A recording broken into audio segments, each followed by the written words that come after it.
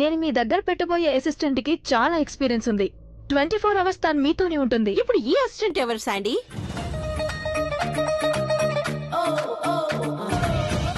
కన్ Srishti. Yes. Hello ma'am. Seriously Sandy, I mean this girl, I mean look at her. ఎంత young గా ఉంది, పైగా ఎక్స్పీరియన్స్ ఉందని నాకు అనిపించడం లేదు. తను అసలు పర్ఫెక్ట్ గా పనిచేస్తుందా? తనకు 7 years ఎక్స్పీరియన్స్ ఉంది. 7 years నుంచి నా దగ్గర పనిచేస్తోంది. She's amazing, trust me. ఏం ఐడియాస్ వస్తాయి తనకి. అంతేకాకుండా 7 years లో నేను ఇంత పేరు సంపాదించుకున్నాను అంటే అది జస్ట్ బికాస్ ఆఫ్ హర్. ఈ ఐడియా ఏదైతే ఉందో, ఫ్లాష్, ఇవన్నీ తనిచ్చిన ఐడియాలే. సరే సరే, ఓకే. ఐ మీన్ ఎక్కువగా పొగిడావు. ఎలాగో నా దగ్గర టైం లేదు, అలాగే వేరే చాయిస్ లేదు. సో నువ్వు ఏ పని చేయించాలనుకున్నా తొందరగా తనతో చేయించు please. I mean quick. Thank you. Harish, come. Sandy గారు, శాండీ గారు, ఒక్క నిమిషం. థ్యాంక్ యూ సో మచ్, మీరు నాకు ఈ అవకాశం ఇచ్చారు. నాకైతే ఇందులో అసలు ఎక్స్పీరియన్స్ లేదు. ఐ మీన్ ఈవెంట్ విషయంలో నాకు ఎక్స్పీరియన్స్ లేదు. స్నేహితుల ఫంక్షన్స్ లో నేను వాళ్ళకి సాయం చేశాను, హెల్ప్ అవుట్ చేశాను. అంతే తప్ప నాకు అసలు ఏమీ రాదు. నీలో ఎంత టాలెంట్ ఉందో దాని గురించి నీకు అస్సలు తెలీదు. నీకున్న అతి పెద్ద టాలెంట్ ఏంటంటే అది నీ కాన్ఫిడెన్స్. నువ్వు కాన్ఫిడెన్స్ తో చేస్తే అందరు నీ మాట వింటారు. ఈ రోజు నేను మీ నుంచి చాలా నేర్చుకున్నాను. ఏంటి, నేనేం చేశానని నన్ను అంతగా పొగడుతున్నావు నువ్వు? మీరు కవరింగ్ చాలా చక్కగా ఇస్తారు. అంటే అబద్ధాన్ని మీరు ఎంత చక్కగా కవర్ చేసి ఎదుటి వాళ్ళ ముందు ఉంచుతారో తెలుసా? ఎదుటి వాళ్ళు క్లీన్ బౌల్డ్ అయిపోవాల్సిందే. సింపుల్ పువ్వులకి మీరు ఎంత బిల్డప్ ఇచ్చారంటే అవి ఏదో సంజీవిని వనం నుంచి వచ్చాయన్నట్టు. సంజీవిని వనమా? ఎప్పుడూ సంజీవిని మూలిక గురించి వినలేదా? ఈ కాలం భాషలో చెప్పాలంటే చిన్న విషయాన్ని కొండలాగా చేసి చూపించే కళ మీలో చాలా ఉంది అంటున్నాను. ఎనీవేస్, చాలా పనులున్నాయి, బోల్డ్ అన్ని ఈవెంట్లున్నాయి. So I'm living. చెప్పేది విను. ఆ కరీనా మేడం ఉన్నారు కదా, చాలా కోపిష్టి. కోపం వస్తే మెరుపులా మెరిసిపోతుంది. అందుకని ఆవిడకి కోపం వచ్చే విధంగా నువ్వు ఏ పని చేయకూడదు. ఆవిడ నువ్వు ఇంప్రెస్ చెయ్యి, సింహంలా మీద పడకుండా ఉంటుంది. Okay okay, all the best. Thank you.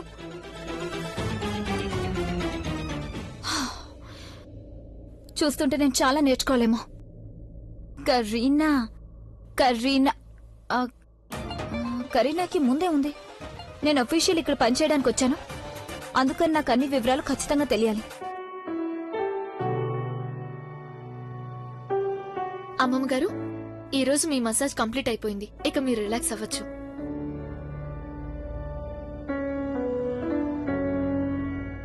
నిజంగా నొప్పి కొంచెం కూడా లేకుండా పోయింది.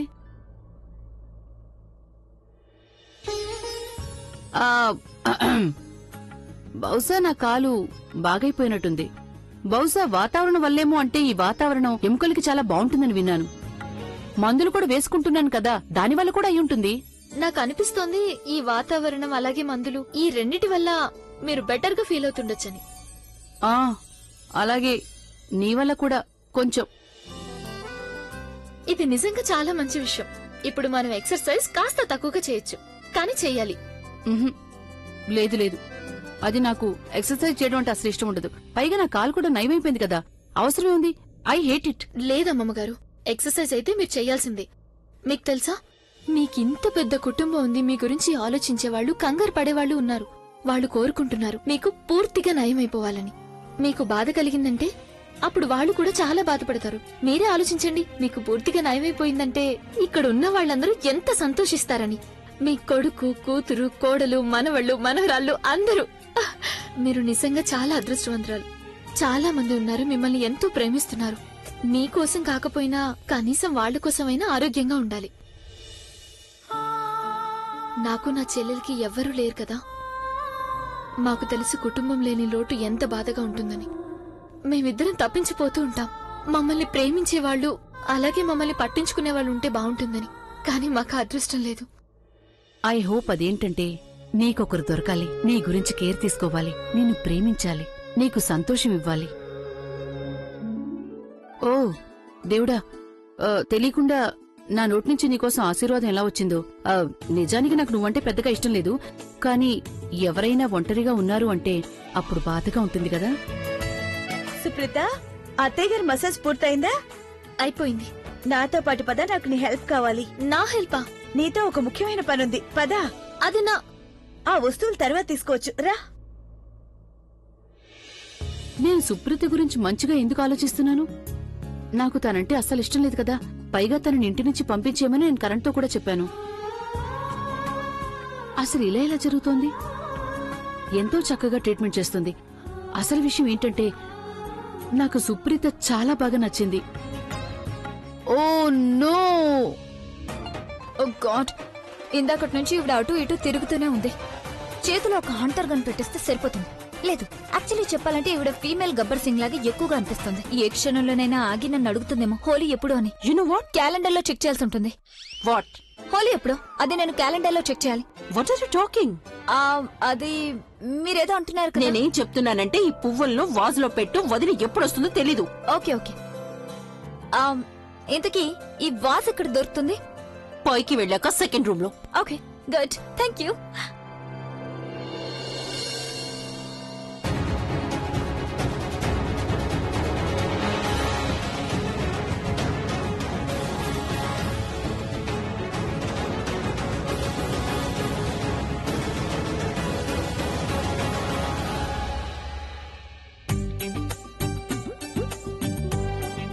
వదినా, నేను మీకు ఒక విషయం చెప్పాలి. నేను తనని ఇక్కడికి ఎందుకు తీసుకొచ్చానో తనకైతే అస్సలు తెలీదు.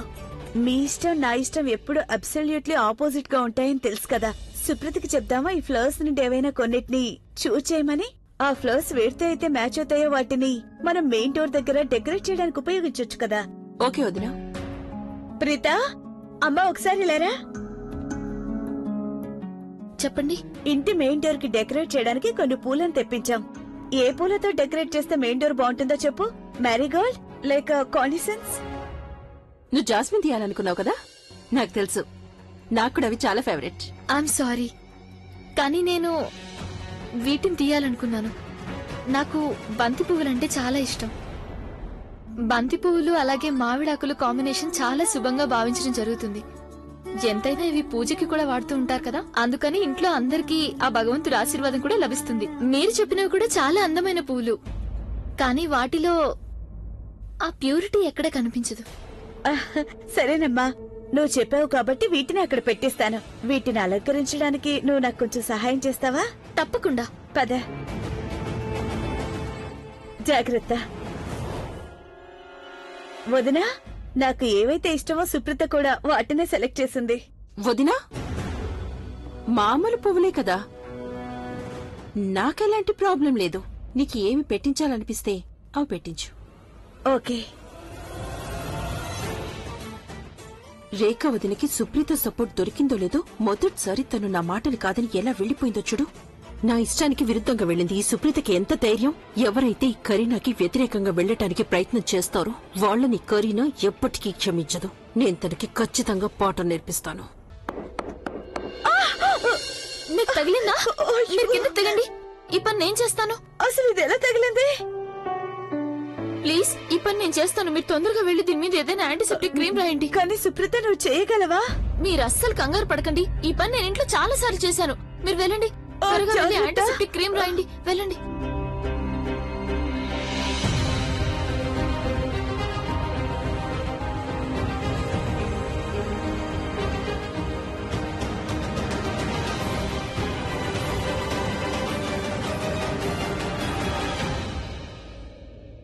ఇంకా ఇప్పుడు ఇదొక్కటే మిగిలింది. ఇప్పుడు తను తోరణాన్ని కడుతుందా? Oh God, I can't believe this. Ma'am, ఈ వాజ్ ఎక్కడ పెట్టాలి? అక్కడే పెట్టే. ఓకే. లిసన్, ఎలారా? Yes ma'am. ఆ అమ్మాయి కనిపిస్తుందా? అలాగే ఆ తోరణం. డోంట్ టెల్ మీ, నీకు ఆ తోరణం బాగా కనిపిస్తుందా? లేదు, ఆ తోరణాల్లో అంత ప్రత్యేకంగా ఏమీ లేదు. అది మామూలు తోరణం అంతే. ఎగ్జాక్ట్లీ. కానీ ఆ అమ్మాయి మాత్రం అదే రెగ్యులర్ నార్మల్ తోరణాన్ని చూస్ చేసింది. ఐ మీన్ సీరియస్లీ, ఈ మిడిల్ క్లాస్ వాళ్ళ చాయిసెస్ ఎప్పుడు మారుతాయో అర్థం కావడం లేదు. పైగా నీకు తెలుసా, ఆ అమ్మాయి పళ్ళు నాకు అంతగా నచ్చడం లేదు అసలు. ఈ ఇంటి మీద అలాగే డబ్బు మీద తన కన్ను వేసింది. ఒక్కోసారి ఏంటి పెద్ద అబ్బాయితో ఉంటుంది, ఇంకోసారి తన చిన్న అబ్బాయితో గొడవ పడుతుంది. తన ఉద్దేశం క్లియర్ గా ఉంది. చిన్నవాడైనా పెద్దవాడైనా ఎవరో ఒకరిని వరలో వేసుకోవడమే తన ఉద్దేశం. నాకేమనిపిస్తుందంటే తన్ని వెంటనే పైనుంచి కిందకి తోసేస్తే బాగుంటుందని.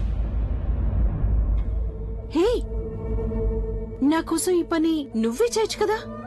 ఐ మీన్, తనను నువ్వు కిందకి పడేసే. నేనెందుకు మ్యామ్? లుక్, నువ్వు కనుక నా కోసం ఈ పని చేశావంటే నేను నీకు ఈ వారం బోనస్ గా డబుల్ శాలరీ ఇస్తాను. Double salary? యా. ఆలోచించు.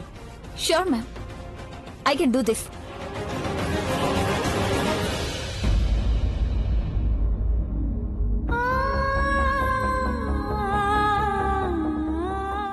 అక్క, ఇక్కడ! Oh my God! అంటే బంగ్లా బయట నేను ఏదైతే పేరు చూసానో ఆ పేరు రాజ్ హౌసా? అంటే నేను ఇప్పుడు కరణ్ రాజ్ వాళ్ళ ఇంట్లో పెళ్లి ఈవెంట్ ని ఆర్గనైజ్ చేస్తున్నాను. ఏంటి? నేను ఇప్పుడు ఏం చేయమని చెప్పాను? ఇక్కడ ఎందుకు నిలబడ్డావు? వెళ్ళు. గో.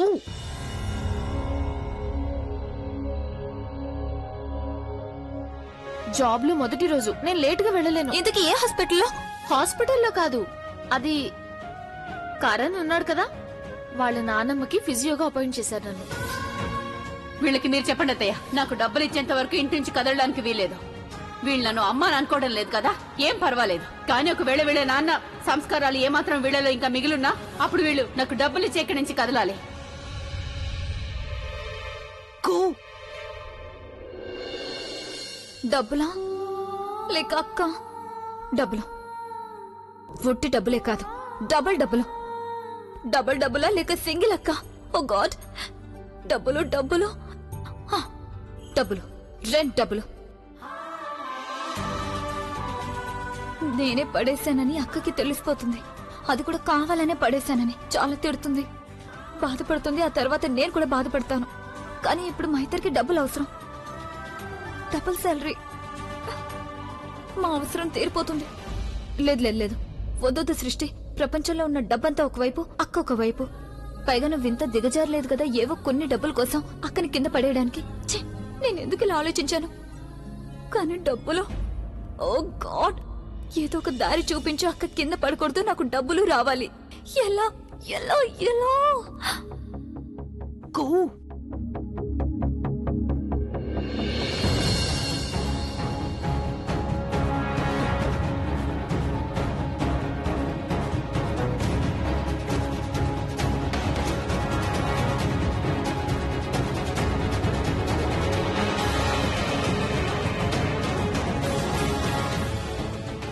ఓహో, మిస్టర్ రిషబ్ ఇక్కడికి వచ్చాడు. ఆ రోజు నన్ను కాపాడాడు కదా, ఈ రోజు అక్కను కూడా తనే కాపాడతాడు.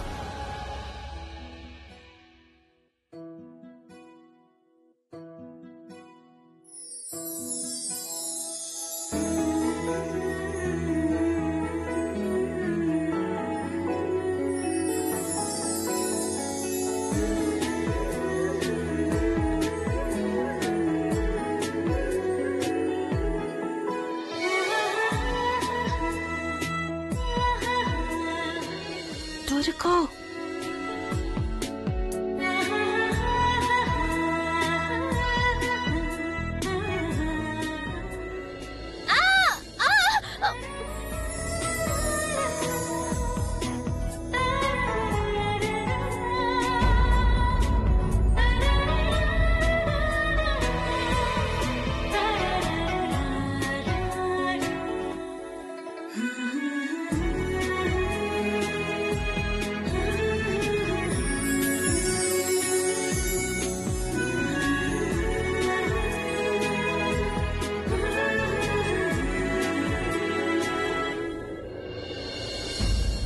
థ్యాంక్ యూ, మీరు నన్ను కాపాడారు. దయచేసి నన్ను కిందకి దించండి. I'm sorry. Sorry, thank you. Sorry, thank you. She's so smart.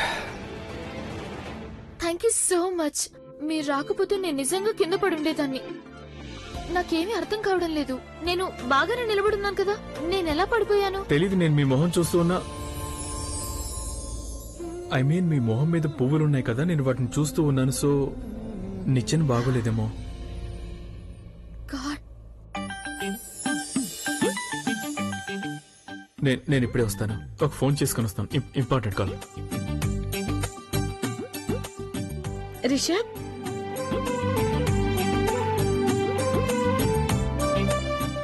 Supritha, నాకు నీతో ఒక ముఖ్యమైన పనుంది. పదమ్మా వెళ్దాం. అలాగే.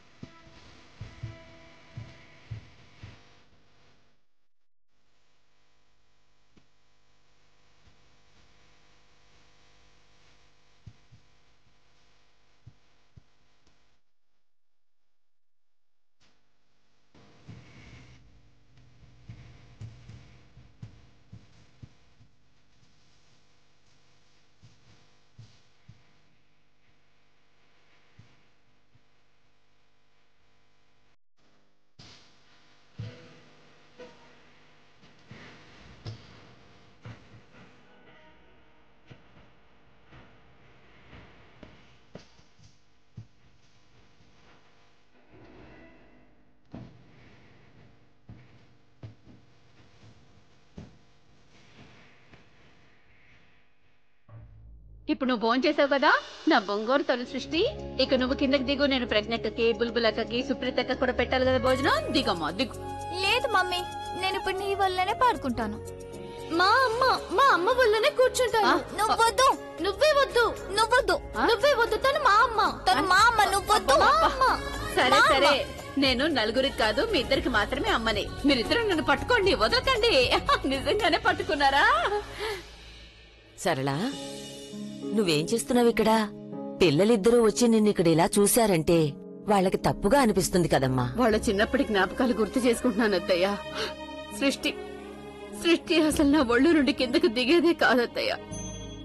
ఎప్పుడు చూసినా తను నా ఒళ్ళోనే కూర్చొని ఉండేది, లేదా తను నా వెనకాలే తిరుగుతూ ఉండేది. ఎటు వెళ్లినా నేను తినిపిస్తేనే భోజనం చేస్తానని మొండికేసేది, నా పక్కనే పడుకునేది, అల్లరి చేసేది. రోజు నేను జోలపాట పాడితే కాని నిద్రపోయేది కాదు. సుప్రీత కూడా వచ్చేసేది నా దగ్గరికి. నేను కూడా అమ్మ పక్కనే కూర్చుంటాను, నేను తను తినిపిస్తేనే తింటాననేది. ఎన్నోసార్లు నేను అనేదాన్ని. చూడండి బుల్బుల్, ప్రజ్ఞ అలా చేయటం లేదు. వాళ్ళు భోంచేసి చక్కగా పడుకుంటున్నారని. వీళ్లు మాత్రం వినేవాళ్లు కాదు. ఈ రోజు వీళ్ళని ఎంతగా ద్వేషిస్తున్నారో చూడండి అత్తయ్య. నాకు దూరం అయిపోయారు, దగ్గరికి రావాలని అనుకోవటం లేదు, నా మొహం కూడా చూడాలని అనుకోవటం లేదు వాళ్ళు. అత్తయ్య, ఎప్పటికైనా వీళ్ళిద్దరు నన్ను ప్రేమిస్తారంటారా? ఎందుకు ప్రేమించరు చెప్పమ్మా? అరే, నువ్వు వాళ్ళకి అమ్మవి. వాళ్ళిద్దరికి జన్మనిచ్చావు. అమ్మని పిల్లల నుంచి ఎవరైనా దూరం చేయగలరా చెప్పు? నువ్వు వాళ్ళకి కొంచెం టైం ఇవ్వు సరళా, అంతా సర్దుకుంటుంది. వాళ్ళిద్దరికి కొత్త ఊరత్తయ్యా. ఇక్కడ ఎవరూ తెలియదు వాళ్ళకి. ఒకవేళ వాళ్ళకి నేను తోడుగా ఉన్నానంటే ఎంత బాగుండేది. కానీ నేను వాళ్ళకి తోడుగా లేనత్తయ్యా. పైగా నేను వాళ్ళని ఎంత తిట్టానంటే వాళ్ళ కళ్ళల్లో నా వల్ల కన్నీళ్ళొచ్చాయత్తయ్యా. వాళ్ళిద్దరూ ఒంటరిగా ఉన్నారని నువ్వెందుకు ఆలోచిస్తున్నావు? సరళా, వాళ్ళిద్దరూ ఒకరికొకరు తోడుగా ఉన్నారు. ఎంత ప్రేముంది ఆ అక్క చెల్లెళ్ల మధ్య. ఎంత పెద్ద సమస్య వాళ్ళకి ఎదురైనా సరే వాళ్ళు దాన్ని ధైర్యంగా ఎదుర్కొంటారు. ఎందుకు ఎదుర్కోరు చెప్పు? ఎంతైనా వాళ్ళు నీ కూతుళ్ళు కదా. వాళ్ళు ఓడిపోయే అవకాశమే ఉండదు. అవునమ్మా అత్తయ్యా. ఇదంతా ఏం జరుగుతుంది? కరీనా ఈ రోజు వరకు ఏదైతే అనుకుందో అది కరెక్ట్ అని రుజువైంది. ఈ రోజు వరకు ఏదైతే కోరుకుందో అది తనకు దక్కింది. మరి ఎందుకిలా ఈ రోజు అయింది? ఈ రోజు తను ఎందుకిలా సడన్ గా మారింది? I don't like it. I really don't like it. ఎందుకు ఈ రోజు ఇంట్లో కొత్తగా జరుగుతుంది?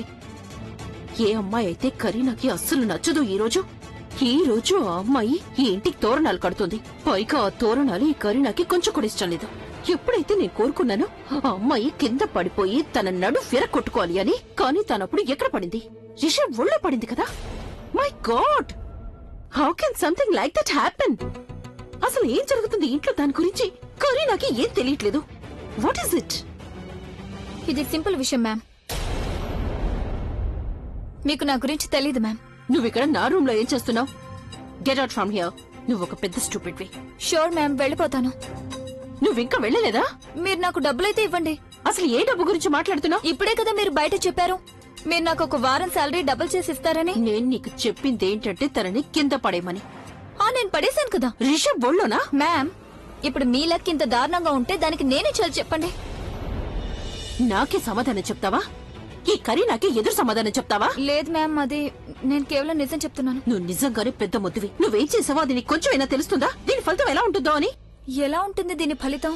ఒక వయసులో ఉన్న అమ్మాయి వయసులో ఉన్న అబ్బాయి మీద పడితే ఆ అమ్మాయి అబ్బాయిని మైమర్చిపోయి చూస్తే ఆ అమ్మాయి అందంగా ఉంది అంటే మరి అంత అందంగా ఏమీ లేదులే, కానీ ఇలా మాటి మాటికి జరుగుతుంది అంటే. ఇప్పుడు నాకు అర్థమైంది ఏం జరుగుతుందో. నీకు అర్థం చేసుకోవాల్సిన అవసరం ఏముంది ఇప్పుడు?